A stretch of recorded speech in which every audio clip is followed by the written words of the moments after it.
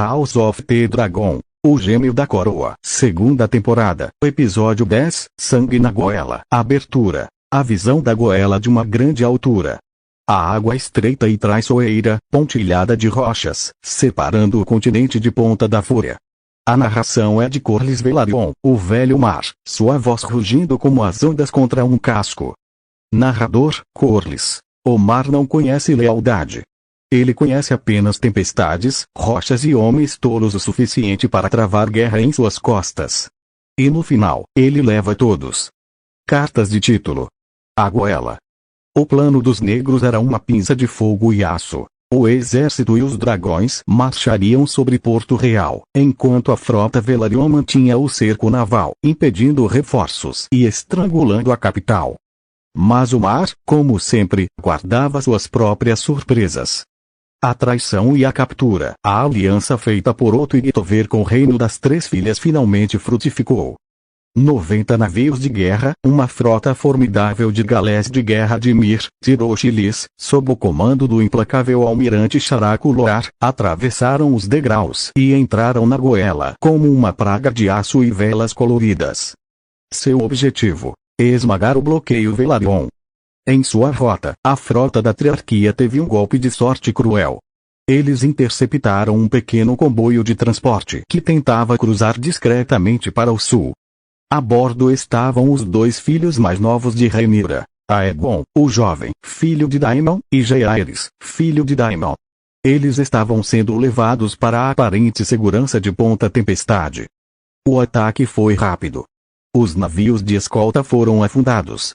No caos, o jovem Aegon conseguiu chegar ao convés onde seu pequeno dragão, Stormcloud, estava acorrentado. Com a coragem desesperada de uma criança, ele montou e o dragãozinho, assustado, levantou voo, escapulindo entre os mastros e flechas.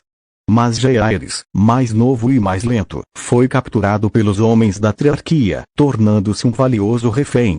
A resposta do dragão, a notícia da frota invasora e da captura de seu meio-irmão atingiu Pedra do Dragão como um raio. A fúria foi instantânea, mas o perigo era estratégico. Se a frota da Triarquia se unisse aos navios verdes restantes em Porto Real, o cerco naval seria quebrado e a capital poderia ser reabastecida, prolongando a guerra indefinidamente. Jaehaerys Velaryon, agora um comandante de dragão provado, não hesitou.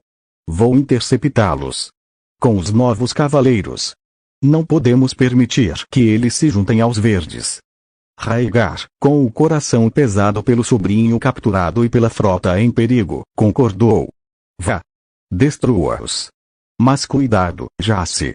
Loar é um lobo do mar astuto.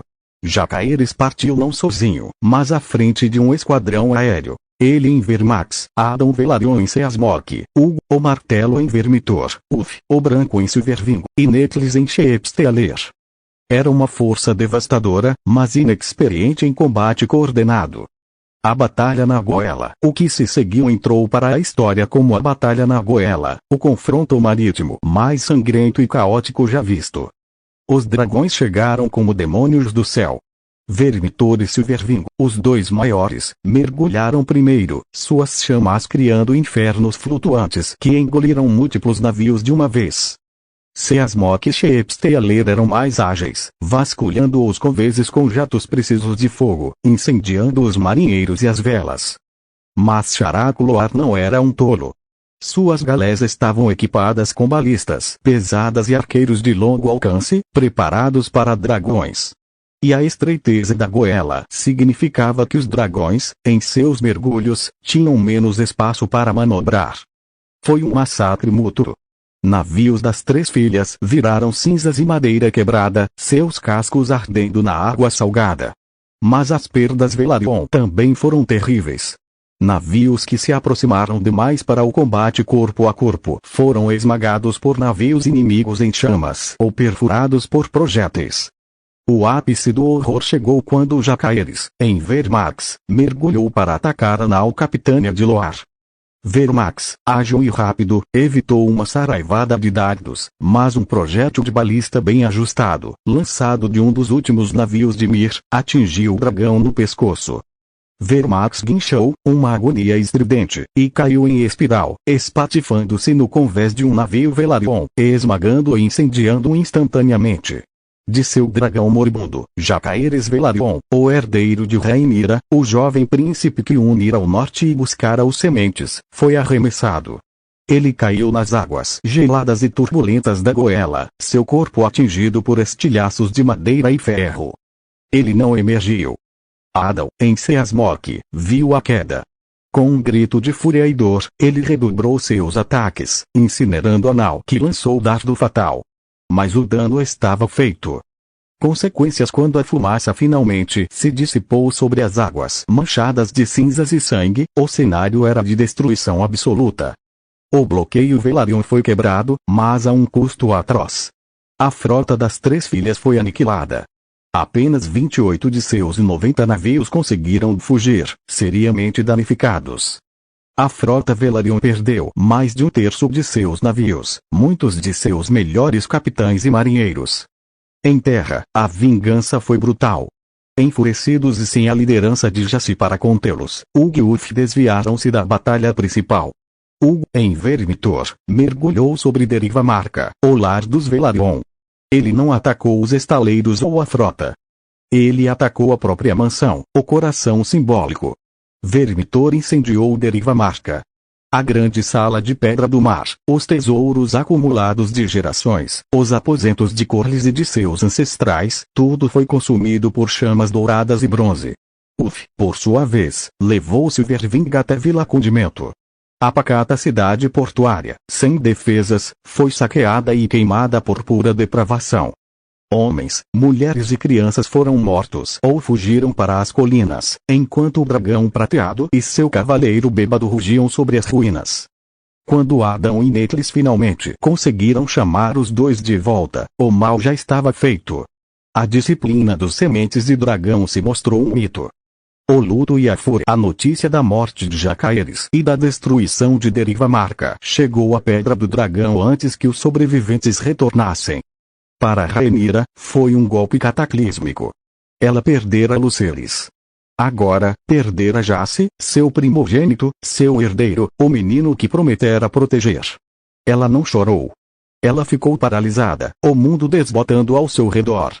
Para Corlys, a destruição de seu lar ancestral, somada à morte do neto que vira como um futuro grande rei, foi uma dor que quase o matou. Ele cambaleou, envelhecendo décadas em um instante. Mas para Rhaegar, a dor transformou-se em algo frio e absoluto. Ele perdera um sobrinho querido, um jovem de grande promessa. Ele vira a insanidade que seus novos cavaleiros eram capazes. A guerra já não era pela sucessão. Era por sobrevivência e por vingança. Ele reuniu o que restava do conselho, seu rosto uma máscara de gelo. Jacaeres foi morto. Meus sobrinhos foram atacados. Deriva Marca foi queimada. Isto não é mais uma guerra por um trono. É uma guerra de extermínio. Ele olhou para Daemon, cujos olhos também brilhavam com a fúria de um pai que perdera filhos. Reúnam todos os dragões. Todos os homens. Toda a frota que resta. Ele ergueu a cabeça, e o canibal lá fora respondeu com um rugido que fez a ilha tremer. Marchamos sobre Porto Real.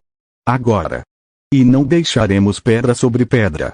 Não deixaremos um único verde respirar.